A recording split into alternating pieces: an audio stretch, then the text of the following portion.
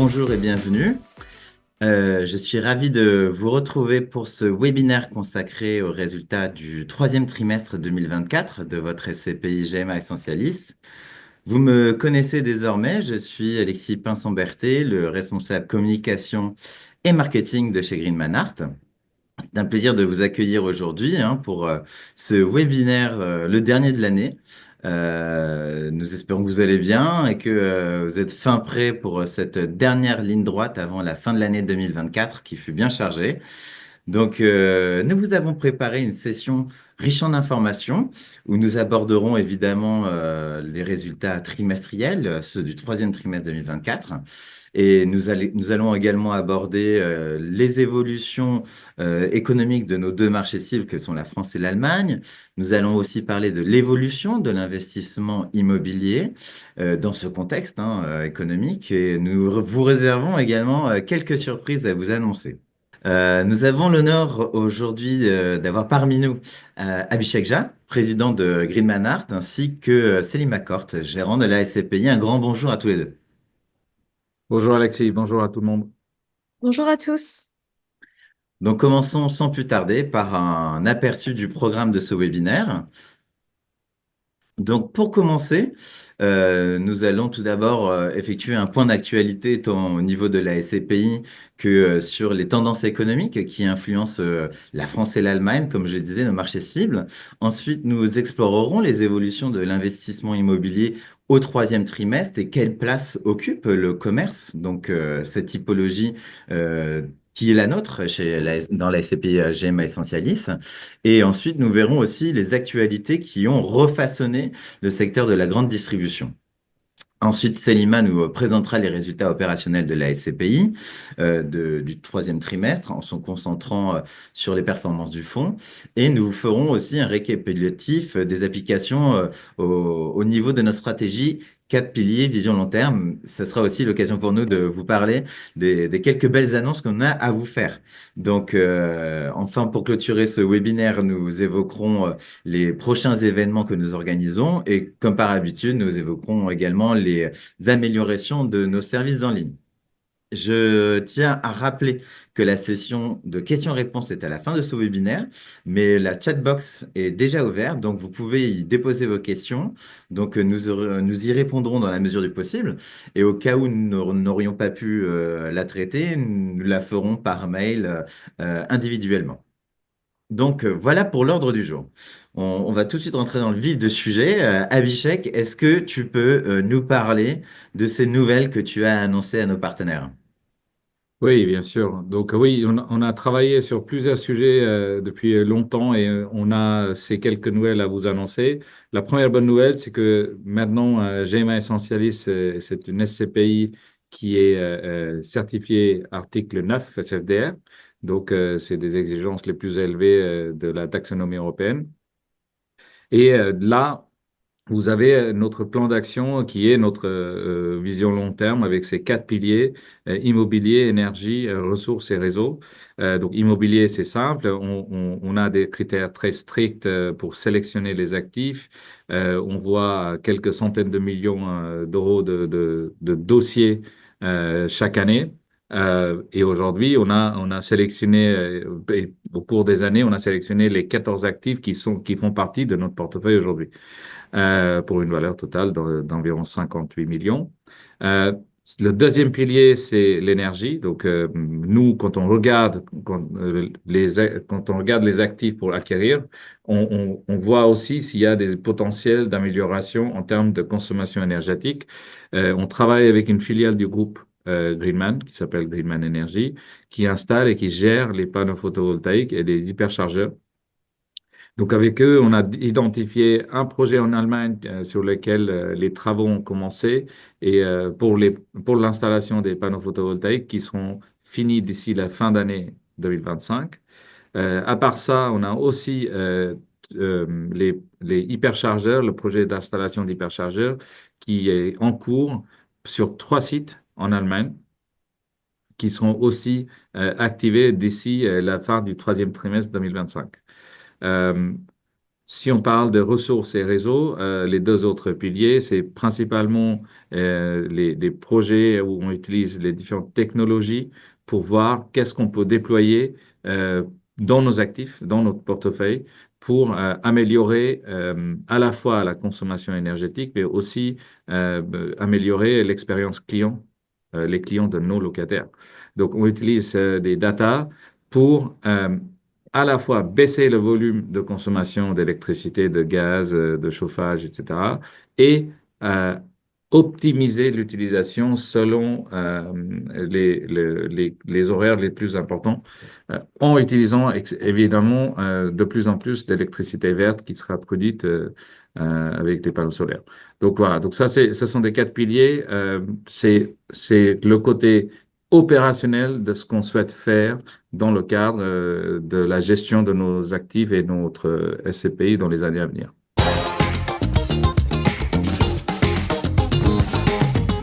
Donc oui, depuis le début d'année, on a commencé à travailler sur quelques acquisitions et on a exécuté la fin octobre deux acquisitions. Donc on a acheté deux Carrefour, le premier actif à Dole de Bretagne et le deuxième à Châtillon-sur-Chalaronne pour une surface totale d'environ 7000 mètres carrés.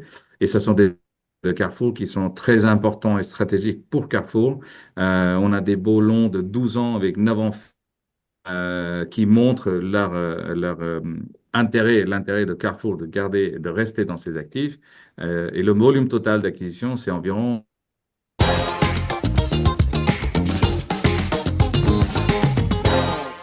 Oui, l'économie allemande et l'économie française, ce sont toujours les deux plus grosses économies en Europe. Donc, ce sont des économies quelque part, c'est des pays qui, quelque part, impactent vraiment la stratégie de l'Union européenne et la Banque centrale. Donc, si je commence avec l'année 2023, en fait, 2022-23, ce sont des années qui étaient particulièrement difficiles parce qu'on a vu les niveaux d'inflation historiques qu'on n'avait pas vus depuis 12 années avant.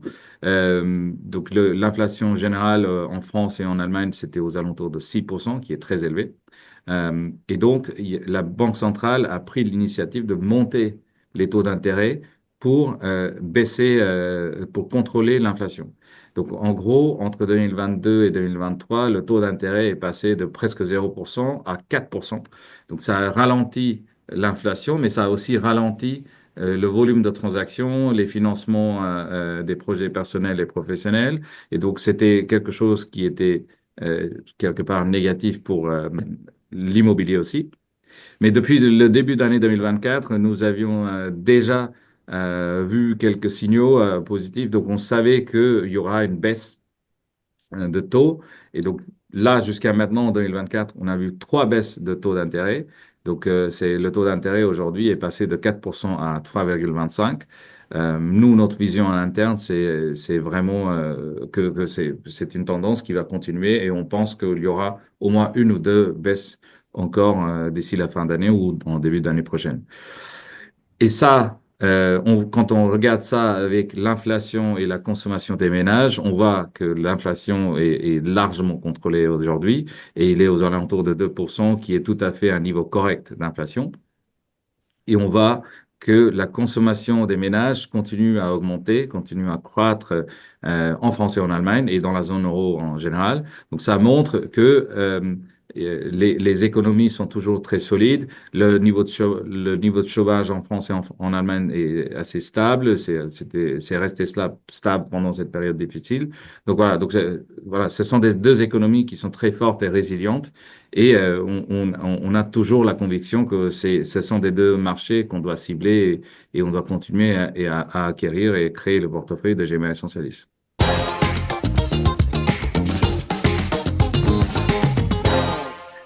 C'est une question c'est une question, je pense que tout le monde se pose dans le monde entier.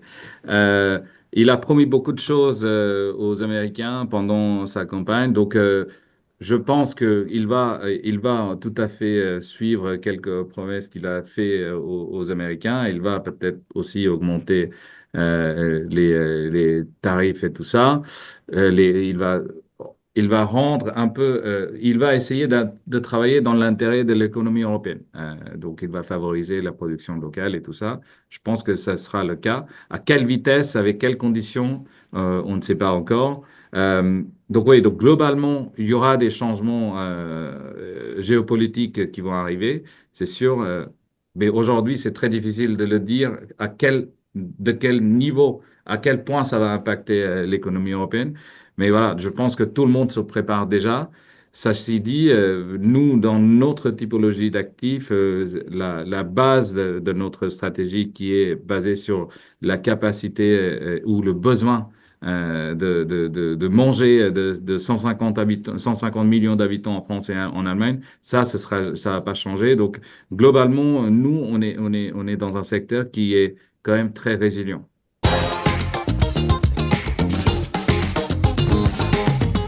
Les études qui sont sorties ont montré finalement que le commerce suscitait toujours un intérêt pour les investisseurs, avec un volume de transactions depuis le début de l'année qui s'élève à 2 milliards d'euros en France et près de 5 milliards en Allemagne. Cette typologie dans laquelle nous sommes, le commerce a représenté près de 30% des transactions effectuées cette année donc en France, mais également en Allemagne. Et en France, c'est vraiment un niveau inégalé depuis 2014. Oui, si on va ici sur le graphique, ça a doublé par rapport à 2021. C'est passé de moins de 15% à presque 30% aujourd'hui. Donc, c'est vraiment un signe positif.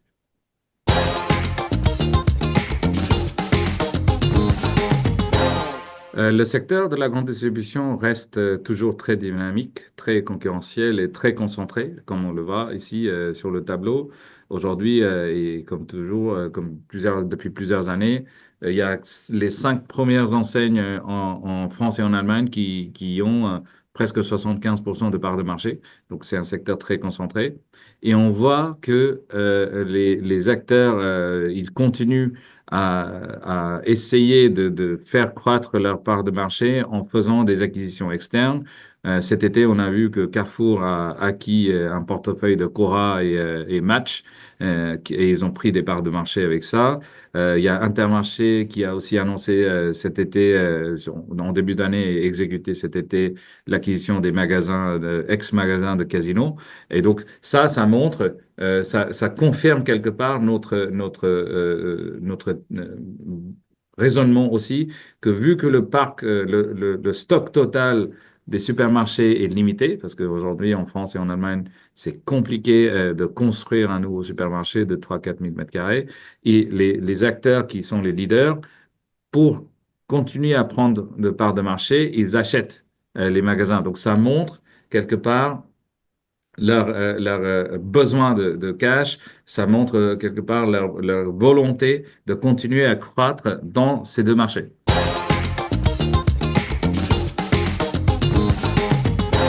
Donc, en complément de ce qui est indiqué sur ici pour la capitalisation, je peux vous indiquer qu'au 31 octobre, celle-ci s'élevait à 41 millions d'euros. Le montant du loyer collecté, lui, au troisième trimestre, est de 719 000 euros environ, ce qui représente un recouvrement de loyer de 100%. Le taux d'occupation physique qui correspond au ratio entre la surface totale louée et la surface totale des immeubles est presque à 100%. Et enfin, finalement, comme l'a dit déjà Abhishek, la qualité de nos locataires qui sont présents sur les actifs de la SCPI a permis un recouvrement total des loyers et donc nous a permis de vous distribuer au troisième trimestre à peu près le même montant qu'au premier et au deuxième trimestre, soit 2,06 € par part.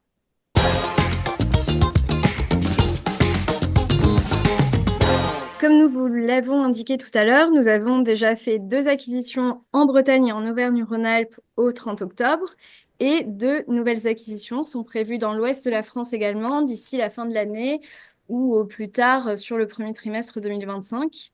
Et cela représente un montant de 12,5 millions d'euros. Et enfin, nous avons également 15 actifs qui sont à l'étude pour 2025 avec ce qui représente un volume total de 65 millions d'euros, avec des locataires qui sont un peu divers et variés, mais toujours avec une très bonne qualité, tels qu'Intermarché, Auchan, Carrefour et Edeka.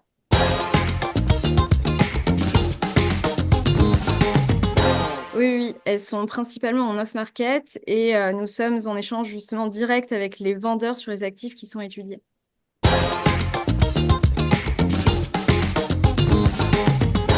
Donc, nous avons nos GMA Breakfast qui ont été créés à la demande de nos partenaires. Ce sont des événements réguliers où on se retrouve en petit comité dans nos locaux, où nous discutons de sujets économiques ou même immobiliers, hein, toujours dans une actualité qui s'inscrivent toujours dans l'actualité. Donc, comme vous pouvez le voir, on en organise un en décembre et en novembre, mais ils continueront durant tout 2025. Donc, à marquer d'une pierre blanche, c'est toujours l'occasion pour vous de rester informé des actualités de notre SCPI et bien sûr de venir nous voir dans nos locaux. C'est toujours un plaisir de vous accueillir. Vous verrez, vous pouvez voir aussi que nous serons au Grand Forum du patrimoine qui a lieu à Paris. Donc, si vous voulez y participer également, demandez-le nous. Nous avons des invitations pour vous. Ça serait aussi l'occasion de vous voir en vrai. Donc, vous pouvez aussi voir que nous organisons le 4 mars le webinaire sur les résultats du quatrième trimestre 2024. Donc, également, prenez note dans votre agenda. Donc, comme par habitude, nous allons finir par, enfin, avant de passer à la à la session de questions-réponses, nous allons finir par parler des évolutions de nos services en ligne. Donc, nous avons lancé récemment, je pense que vous avez pu le voir sur votre extranet, les dividendes sont maintenant affichés. Donc, c'est une des évolutions que nous avons mises en place en collaboration avec vous, car c'est grâce à vos retours que nous faisons évoluer cet outil. Et bientôt, nous allons lancer en début 2025 un nouveau processus de souscription en ligne. Et cela aussi, ça a été réalisé grâce à vos retours. Donc, nous améliorons toujours cette plateforme afin qu'elle réponde davantage à vos besoins. Donc, pour que vous puissiez consulter vos investissements, pour que vous puissiez en suivre l'évolution et de l'évolution de votre portefeuille. Enfin, voilà, la plateforme évolue grâce à vos retours et merci encore de toujours nous partager vos retours. Donc, nous allons maintenant passer à la session de questions-réponses. Donc, Abhishek, j'ai déjà plusieurs questions, notamment par rapport à l'économie allemande. Comment va-t-elle? Certaines industries sont en berne et même licencient. Euh, Quel est votre point de vue à ce sujet? Oui, ça, c'est une bonne question. Nous avons reçu cette question plusieurs fois durant les dernières semaines. En gros, oui, quand on va dans les journaux, il y a toujours quelques news sur l'Allemagne, que l'économie va pas très bien ou que Volkswagen a décidé de licencier 3000 personnes et fermer deux usines, etc. Mais en fait, il faut regarder ça dans le contexte global. L'Allemagne, c'est vraiment la troisième économie mondiale, donc après les États-Unis et la Chine. Donc c'est vraiment pour une population de 83 millions de personnes, c'est une économie super forte. C'est la plus grosse économie en Europe. Et c'est une économie qui est une économie industrielle. Donc vraiment, ils font beaucoup, beaucoup d'exports. Et 68% de leur marché d'export, c'est l'Europe. Donc, c'est très fort parce que c'est pas juste la Chine qui importe, c'est aussi c'est l'Europe qui importe le plus. Ça, c'est le premier point. Et si je prends l'exemple de Volkswagen, en fait, quand on voit qu'il y a 3000 et quelques personnes qui sont licenciées, il faut le mettre dans le contexte. Volkswagen a quelques centaines de milliers d'employés en Europe et dans le monde. Donc, quand elle licencie 3000 personnes, peut-être que c'est sur certaines parties, mais peut-être qu'il recrute des milliers de personnes chaque année aussi. Donc ça montre pas exactement, et il ne faut pas vraiment faire un lien direct entre la santé économique de l'Allemagne avec ce qui se passe au niveau de Volkswagen, parce que on le sait tous depuis ces dernières années, l'économie d'automobile, elle évolue énormément, donc il y a des acteurs qui sont en train de complètement changer leur stratégie pour aller vers les voitures électriques, etc. Donc voilà, donc ça fait partie des évolutions de Volkswagen même, et il ne faut pas faire le lien avec l'économie allemande. D'accord, merci Abhishek pour ta réponse. J'ai une autre question. Lorsque vous parliez d'acquisition de Auchan, mais est-ce une bonne idée au vu de leur situation actuelle? Euh, Auchan, c'est pareil. Auchan, ils ont principalement les hypermarchés. Et donc, je dirais, sur les 10, 15 dernières années, euh, les hypermarchés, ils perdent leur chiffre d'affaires. Et c'est principalement tout ce qui est non alimentaire qui perd de plus en plus parce qu'il y a de plus en plus de commerces en ligne, Amazon et compagnie, qui vendent de plus en plus de produits non alimentaires. Donc les consommateurs ne veulent plus aller dans les hypermarchés pour acheter ces produits. Donc quand Auchan annonce qu'ils vont licencier 2000 et quelques personnes, c'est à peu près la même chose. Ils sont en train de réduire ou ils ont la volonté de réduire leur gamme de produits 30% d'après ce qu'on a lu dans les journaux, et surtout se concentrer sur les produits alimentaires, sur les produits frais, etc. Donc il y aura une évolution dans la stratégie d'Auchan dans les années à venir. Et nous, quand on regarde ou on étudie un dossier, ce sont des éléments qu'on regarde vraiment de très près pour voir quel magasin a quel type de chiffre d'affaires, quelles sont les différentes typologies de produits qui sont vendus, quelle est la surface, est-ce qu'elle est optimisée ou pas, etc. Donc c'est encore une fois, il faut, nous, vu qu'on est spécialiste et on fait ça depuis plusieurs années, des décennies, on sait quels sont les indicateurs qu'il faut regarder pendant la due diligence pour sélectionner les actifs. C'est pour ça qu'au début, je disais que on sélectionne vraiment attentivement les actifs avant de les acheter. Euh, sur une année, on voit plus d'1 milliard d'euros de transactions ou plus d'1 milliard de dossiers en France et en Allemagne ensemble. Donc ça, et on sélectionne quelques dizaines de millions. Donc euh, c'est vraiment notre approche qui est non seulement liée à l'emplacement et l'enseigne, mais aussi le business model de l'enseigne dans le magasin. Entendu, merci Abhishek. J'ai encore plusieurs questions qui sont arrivées qui concernent davantage les SCPI. Est-ce que vous pouvez nous parler du WALT et du WALB? Ok, donc je pense que je vais prendre la question. Tout d'abord, il faut expliquer le jargon WOLB et WALT. La WOLB, c'est la durée finalement résiduelle moyenne des baux jusqu'à une éventuelle résiliation. Donc, en fait, ce qui signifie finalement que c'est la durée moyenne ferme des baux pendant laquelle le locataire ne peut en principe pas partir. La WOLB, chez nous, sur la SCPI à date, représente environ 6 ans. Et la WALT, elle, c'est la durée moyenne qui reste des baux. Elle est aujourd'hui, sur notre SCPI, elle est d'environ 8 ans. Et ce qui nous permet de voir que nous avons suffisamment de visibilité sur les loyers que nous allons collecter dans les prochaines années. Et Euh, ça, encore une fois, je pense qu'il faut le mettre dans le contexte de notre typologie d'actifs. Comme je disais, ces locataires, ils restent dans ces immeubles depuis plusieurs décennies. Les premiers actifs qu'on a achetés de Carrefour, Carrefour est dans ces immeubles depuis les années 70-80. Les actifs qu'on vient d'acheter, et le Carrefour est dans ces actifs aussi depuis des décennies. Les actifs en Allemagne, et des KREV, ils sont là depuis la construction des immeubles aussi. Donc ils sont vraiment très fidèles à leur emplacement parce que ils ont une clientèle fidèle qu'ils arrivent à créer pendant des années et des années. Et donc, ils ont tout intérêt de rester et signer des baux longs pour sécuriser l'emplacement. Entendu, merci. J'ai encore une question, pardon. Après ces deux nouvelles acquisitions, quelle sera maintenant la part d'actifs français dans le portefeuille de la SCPI? en effet, ces deux acquisitions ont augmenté un peu la part des actifs français sur notre portefeuille et aujourd'hui, elle sera de 38% 38% France. et 62% du coup Allemagne. Ouais. D'accord. Encore une question. Sur un rendement escompté de 5%, il restera combien en net, sachant qu'une bonne partie est déjà prélevée à la source par l'Allemagne? C'est c'est pas une bonne partie, c'est vraiment 15,825%. Donc c'est une petite partie qui est prélevée en Allemagne.